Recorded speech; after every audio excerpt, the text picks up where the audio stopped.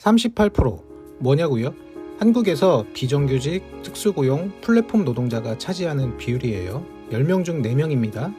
근데 이 영상 보시는 분 중에 나는 아니야 라고 생각하시는 분이 대부분일 거예요. 3월 10일에 노란봉투법이 시행됩니다.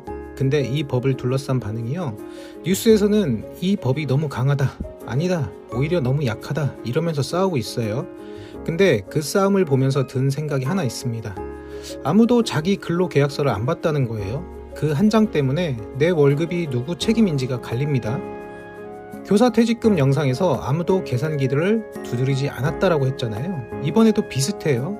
노조가 좋다, 나쁘다 싸우느라 정작 이 법이 내 고용 구조와 어떤 관계인지는 아무도 안 봤어요. 오늘은 그 이야기를 해보려고 합니다. 근데 그 전에 이 법이 왜 만들어졌는지부터 볼게요.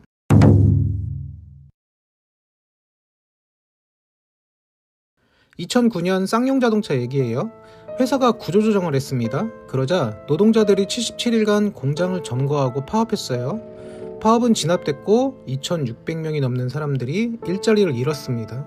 그리고 5년 뒤인 2014년에 법원이 뭐라고 했냐면요, 파업으로 회사에 손해를 끼쳤으니 47억 원을 물어내라.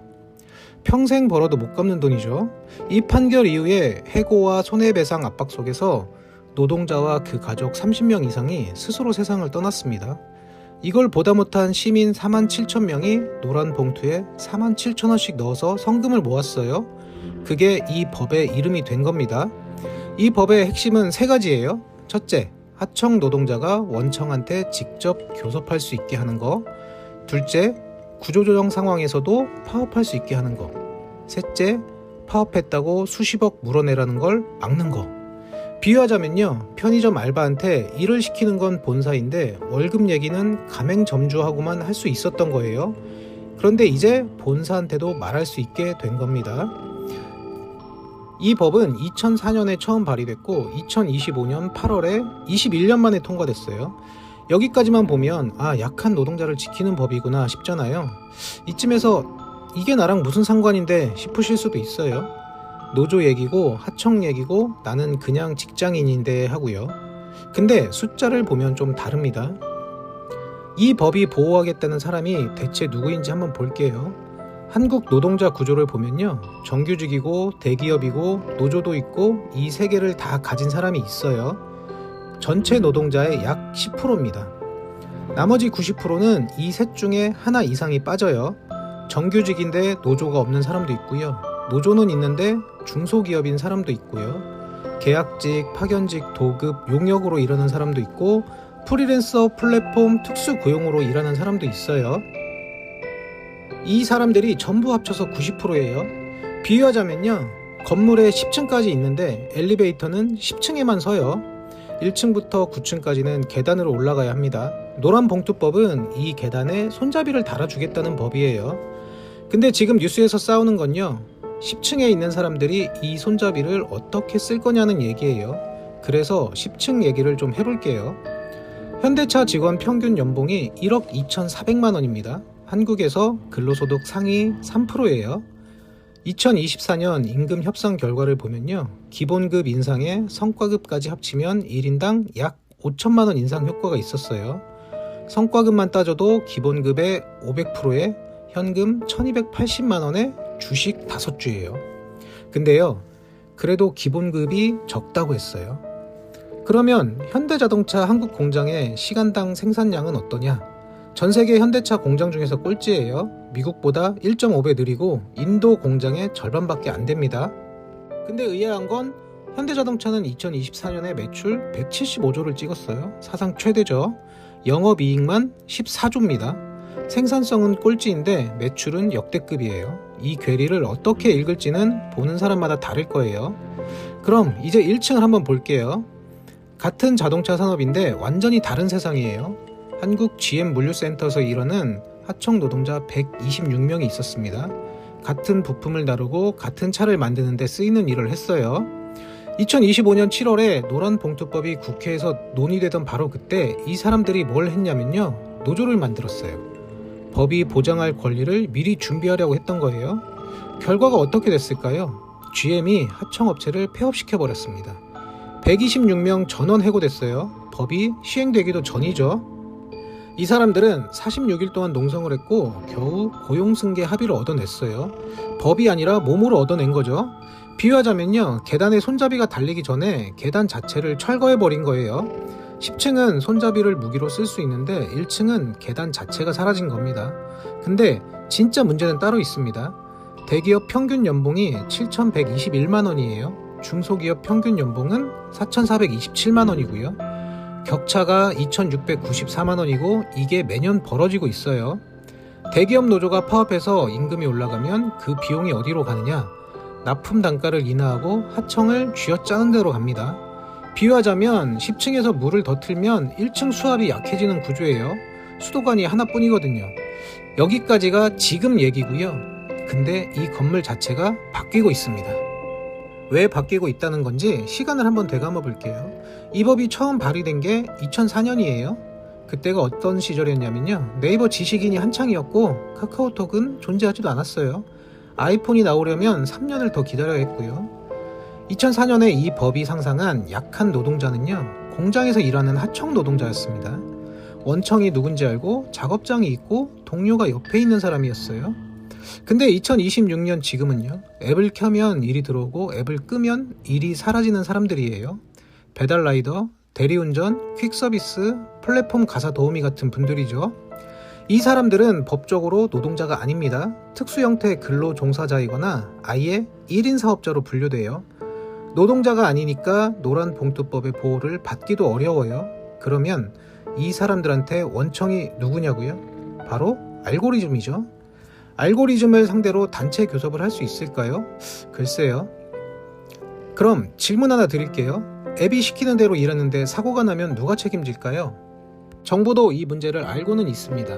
그래서 작년 12월에 일하는 사람 권리 기본법이라는 걸 발의했어요. 144만 명의 특고와 플랫폼 노동자를 보호하겠다는 법이에요. 근로자 추정 제도라는 것도 같이 패키지로 나왔어요. 내가 노동자인지 아닌지를 내가 증명하는 게 아니라 회사가 이 사람은 노동자가 아니다 라는 걸 증명해야 되는 걸로 바꾸겠다는 거예요. 근데요, 아직 통과 안 됐습니다. 노란봉투법이 21년 걸렸잖아요. 이 법은 얼마나 걸릴까요? 그 사이에 또 세상이 바뀌면 어떻게 될까요?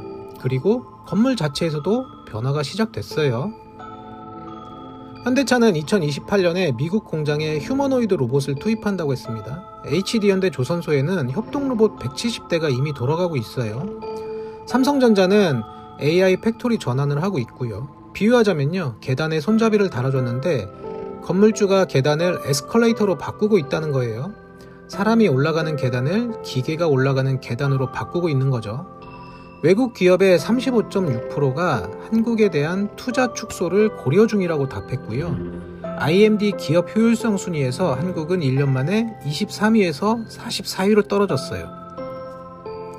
정리하면 이렇게 돼요. 10층은 무기가 하나 더 생겼고요. 1층은 계단이 사라지고 있고요. 건물 밖에 있는 사람들은 이름을 불러주는 법이 발의됐는데 아직 통과되지 않았습니다. 건물 자체는 사람 대신 기계를 채우고 있어요. 근데요, 이 건물에 여러분이 서 있는 겁니다. 지금 한국 노동자의 구조를 보면요, 비정규직 비율이 38%예요. 1년 안에 이직하는 사람이 전체의 32%고요. 평균 근속 연수는 6.2년입니다. 교사 퇴직금 영상에서 다뤘잖아요. 정년이 60세라고 적혀있는데 실제 퇴직은 49세라고요. 여러분의 고용 구조도 비슷할 수 있습니다. 지금은 정규직이지만 5년 뒤에 계약직이 될 수도 있고요. 10년 뒤에 플랫폼에서 일하고 있을 수도 있어요. 내 자리가 로봇으로 대체될 수도 있고요.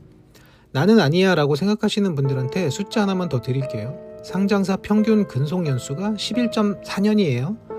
27살에 들어가면 38살에 나오는 겁니다. 38살 이후에 내가 어떤 형태로 일하고 있을지 생각해 보신 적 있으신가요? 이 법의 문제는 내용이 아니라 도착 시점입니다. 21년이 걸렸어요. 그 역사를 잠깐 살펴볼게요. 좀 씁쓸합니다. 문재인 정부 때요, 5년 동안 국회에서 이 법을 논의한 게 딱 한 번이에요. 노동 친화적이라고 했던 정부가 딱 한 번 했습니다. 그러다 윤석열 정부가 들어서니까 야당이 된 민주당이 4개월 만에 8건을 발의했어요. 5년간 한 번 논의한 법을 야당이 되니까 4개월에 8건입니다. 이재명 정부가 들어서고 2025년 8월에 드디어 통과됐죠. 찬성 183표였어요. 근데 통과되고 나서 방향이 한번 꺾입니다. 정부가 시행령을 발표했는데 거기에 교섭창구 단일화라는 게 들어갔어요. 이게 뭐냐면요, 하청 노조가 원청이랑 교섭하려면 기존 대기업 노조랑 창구를 합쳐야 한다는 거예요. 아까 건물 비유를 다시 쓰면요, 1층 사람이 건물주한테 말하려면 10층 입주자 대표를 통해서만 말할 수 있다는 거예요. 10층 입주자 대표가 1층 사정을 대신 얘기해 줄까요? 글쎄요. 민주노총은 법 통과시켜놓고 시행령으로 무력화하는 것이다 라고 했고요. 경총은 하청 노조가 원청 상대로 교섭할 근거를 만들었다라고 했어요. 양쪽 다 반대하는 거죠. 그러면 노동부 장관이 뭐라고 했냐면요, 시행된 뒤에 문제가 생기면 보완하겠다라고 했어요. 21년 걸린 법인데 일단 해보자라고 하는 거예요. 비유하자면 21년 전에 주문한 택배가 드디어 도착했는데 받을 사람은 이사 갔고 택배 안에 들어있는 것도 지금은 안 맞는 사이즈예요. 택배가 잘못된 게 아니에요. 배송이 너무 오래 걸린 거죠. 그래서 지금 우리가 서 있는 자리를 한번 정리해 볼게요. 노란 봉투에 47,000원을 넣었던 시민들의 마음은 진짜였습니다. 쌍용차에서 세상을 떠난 사람들의 고통도 진짜였고요. 근데 그 마음이 21년을 돌아서 도착한 지금 세상이 같은 자리에 있지 않았어요. 10층에 있는 사람은 무기가 하나 더 생겼고요. 1층에 있는 사람은 계단이 사라지고 있고 건물 밖에 있는 사람은 법이 발의는 됐는데 아직 기다리고 있어요. 건물 자체는 사람 대신 기계를 채우고 있고요. 이 법이 좋다, 나쁘다 저는 판단하지 않겠습니다. 다만 이 법보다 먼저 확인할 게 하나는 있는 것 같습니다. 그건 바로 내가 이 건물 몇 층에 서 있는지예요. 근로계약서 한번 꺼내보세요. 거기에 계약기간이 적혀 있나요? 원청이나 도급이라는 단어가 있나요? 내 일을 지시하는 사람과 월급을 주는 사람이 같은 사람인가요? 교사 퇴직금 영상에서 MPS에서 1분이면 내 연금 조회돼요 라고 말씀드렸잖아요. 이번에도 1분이면 됩니다. 근로계약서 한 장이면 돼요. 그걸 보는 순간 46일을 버틴 끝에 겨우 합의를 얻어낸 126명이 왜 거기 있었는지가 조금 다르게 보일 거예요. 이 사람들은 근로계약서에 적힌 권리를 쓰려다가 해고된 사람들입니다. 노란 봉투법이 나를 지켜주는 법인지 남의 얘기인지 아니면 내 이름이 아예 없는 법인지 그건 뉴스가 아니라 근로계약서에 써 있습니다. 이 법이 시행되면 이 사람들한테 닿을 수 있을지 한번 지켜볼게요. 오늘 영상은 여기까지고요. 댓글에 딱 한 단어만 남겨주세요. 정규직, 계약직, 도급, 용역, 프리랜서 내 계약서에 뭐가 써 있는지요. 좋아요, 구독 부탁드리고 다음에 또 뵙겠습니다. 시청해주셔서 감사합니다.